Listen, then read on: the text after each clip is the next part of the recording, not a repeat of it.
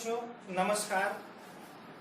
आज हम class 9th का और क्लास 11th का टॉपिक पढ़ेंगे स्टेट्स ऑफ मैटर। और स्टेट्स ऑफ मैटर में आज का जो हमारा टॉपिक रहेगा वो रहेगा the change in states of matter to one another. मैटर की स्टेट का आपस में चेंज हो जाना। उससे पहले हम समझ लेते हैं मैटर की स्टेट कैसे कैसे डिसाइड होती है। प्यारे बच्चों, ये तीन मैटर की स्टेट हैं, सॉलिड, लिक्विड और गैस। ये तीन मैटर की स्टेट डिफरेंट प्रॉपर्टीज के बेसिस पर डिसाइड होती हैं। तो हम उससे पहले मैटर की स्टेट का आपस में चेंज पढ़ें। सबसे पहले हम जान लेते हैं इन तीनों स्टेट्स के बीच में डिफरेंस क्या होता है। प्यारे बच्चों, सबसे पहला डिफरेंस होता है जो सॉलिड्स होते हैं इनका शेप फिक्स होता है और इनका वॉल्यूम फिक्स होता है। पार्टिकल्स जो कण होते हैं मैटर के वो बहुत नजदीकी से आपस में जुड़े होते हैं और इनमें पार्टिकल्स का मूवमेंट नहीं होता। अब यहां पर एक प्रश्न, यहां दो प्रश्न होंगे। सबसे पहला प्रश्न मैटर की कितनी स्टेट्स होती हैं, और फिर दूसरा प्रश्न आएगा मैटर की स्टेट्स को हम डिफरेंशिएट कैसे करेंगे, इन मैटर की स्टेट्स में अंतर क्या होता है। तो सबसे पहले अंतर रहेगा जो सॉलिड होता है इसका वॉल्यूम फिक्स होता है और शेप भी फिक्स होता है। ये दो वो बातें हैं जहां से हम शुरुआत करते हैं स्टेट्स ऑफ मैटर को समझने की। Volume fix, shape fix. अब इसके बाद आते हैं पार्टिकल के जुड़ने पर। इसमें पार्टिकल के बीच में डिस्टेंस नहीं होता, क्लोजली पैक्ड बोलते हैं इसको। पार्टिकल एक दूसरे से बिल्कुल नजदीक जुड़े होते हैं। जब पार्टिकल नजदीक रहते हैं तो इनके बीच में स्पेस बहुत कम रहता है। स्पेस बहुत कम रहने के कारण पार्टिकल्स के बीच में बहुत ज्यादा फोर्स होता है, आपस में एक दूसरे को अट्रैक्ट करते हैं।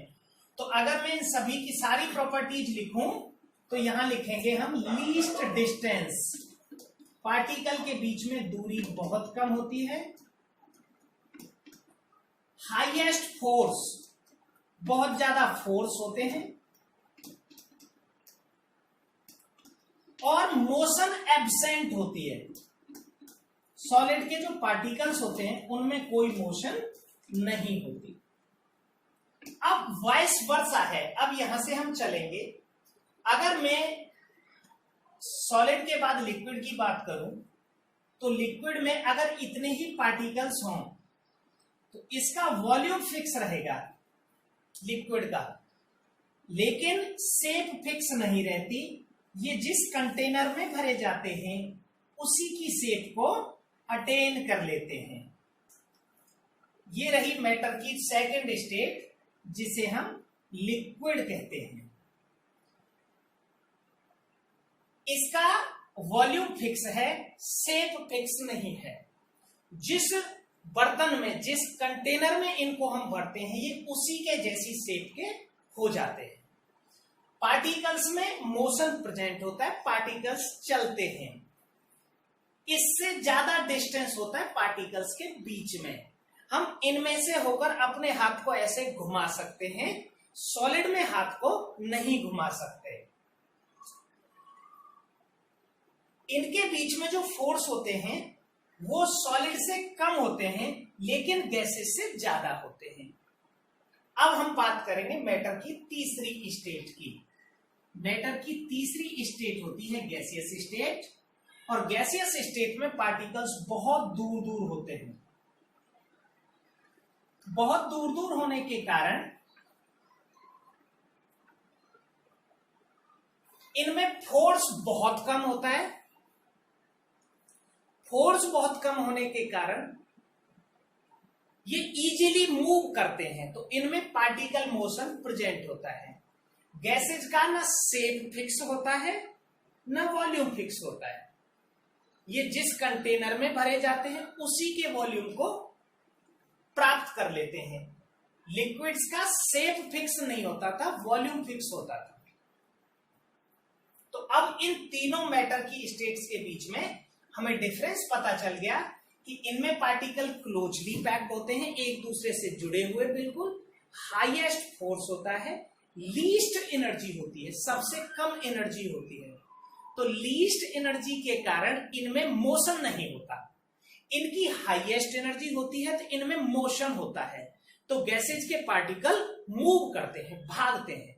आप एग्जांपल इस तरह से देख सकते हो, आपने एक कोई सॉलिड टुकड़ा लिया, जैसे ये पीस है, हमने इसको कहीं रख दिया, ये नहीं चलेगा।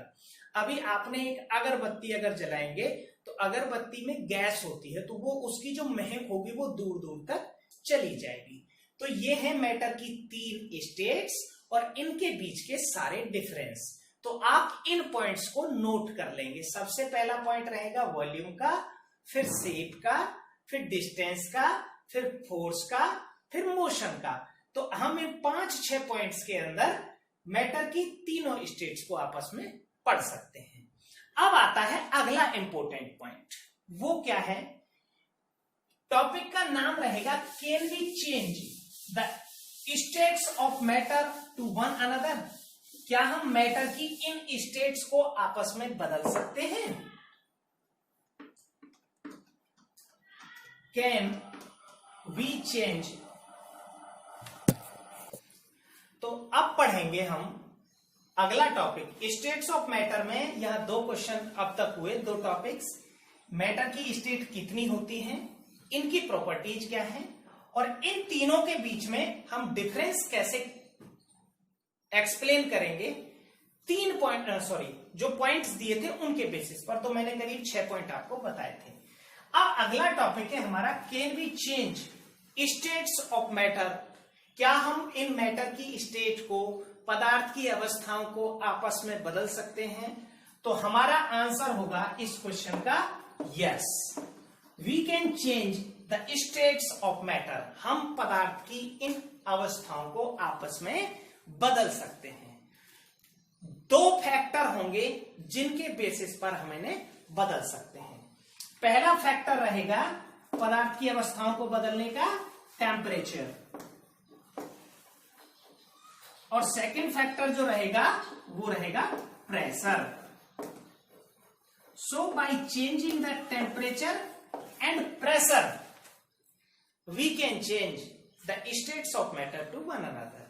हम टेम्परेचर और प्रेशर का चेंज करके मैटर की स्टेट को बदल सकते हैं।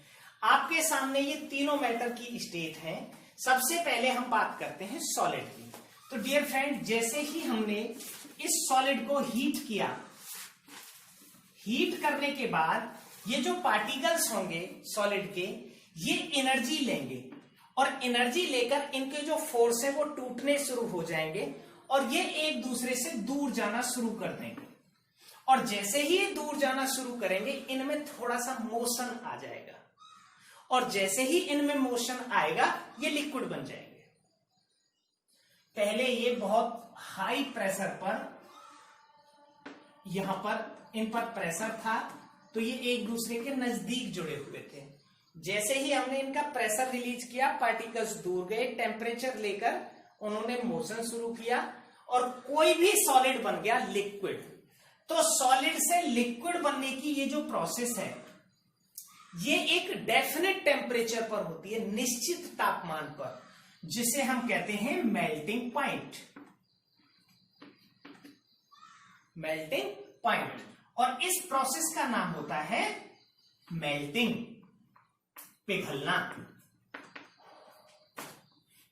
तो सबसे पहले हमने किसी सॉलिड को लिक्विड में अगर हम कन्वर्ट करेंगे, solid can be converts into liquid at a definite temperature called melting point and the process is known as melting.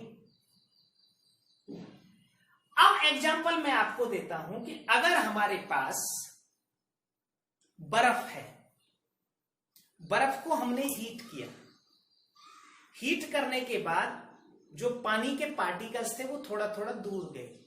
तो बर्फ से बन गया पानी, लिक्विड, लेकिन उसका टेम्परेचर नहीं बढ़ा।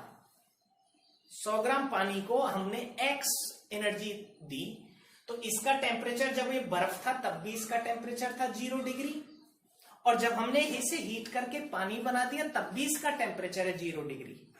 0 डिग्री का मतलब 273 केल्विन होता है। बाद में मैं जब टेम्परेचर की यूनिट बताऊंगा तब इस टॉपिक को आपको फिर से बताऊंगा। तो वाटर का जो मेल्टिंग पॉइंट्स होता है वो होता है 0 डिग्री सेंटीग्रेड या 273 केल्विन।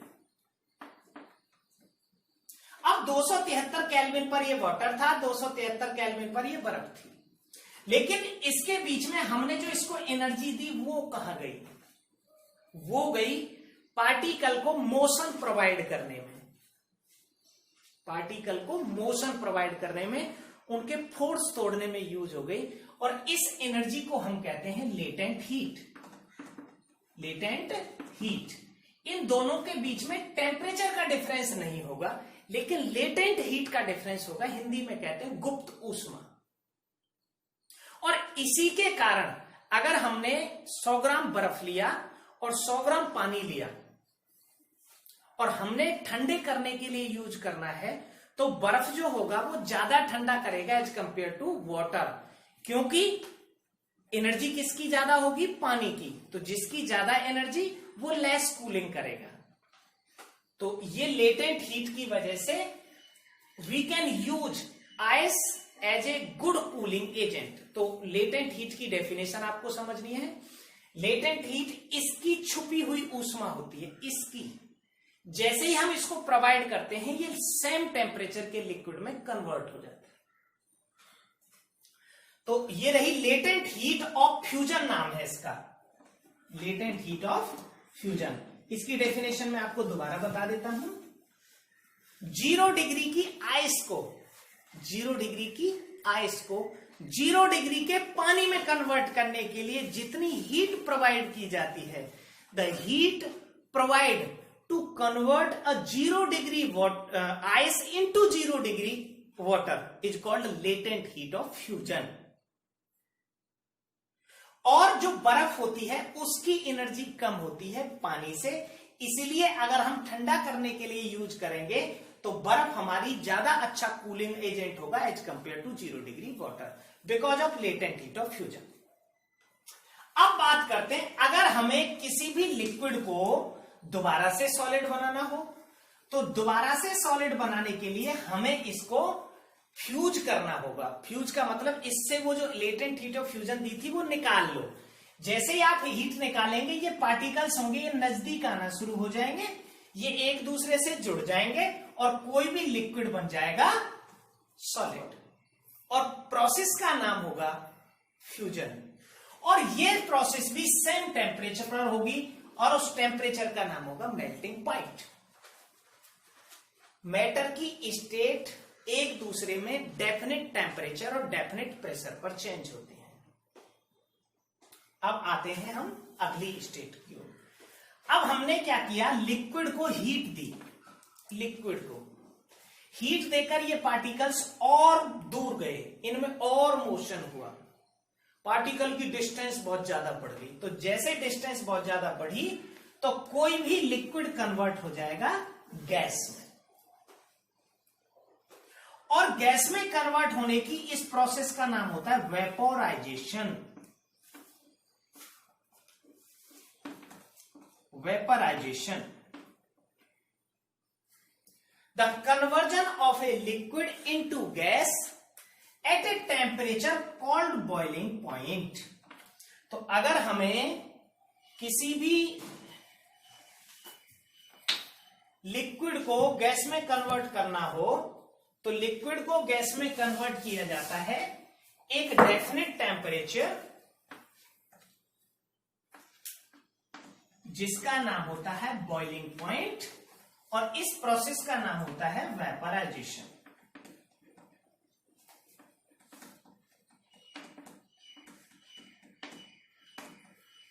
अब लिक्विड में और गैस में डिफरेंस क्या है? पार्टिकल्स की डिस्टेंस का। जो यहां पर हुआ था लेटेंट हीट ऑफ फ्यूजन वो यहां भी होता है और यहां इसका नाम होता है लेटेंट हीट ऑफ वेपराइजेशन। कैसे होता है? ये जो बॉइलिंग पॉइंट होता है वाटर का वो होता है 100 डिग्री सेंटीग्रेड और 373 केल्विन। अगर आपने 100 डिग्री के वाटर को वाटर को हीट करते गए 100 डिग्री पर हीट किया तो 100 डिग्री का जो वाटर है वो 100 डिग्री की वेपर्स में बनेगा।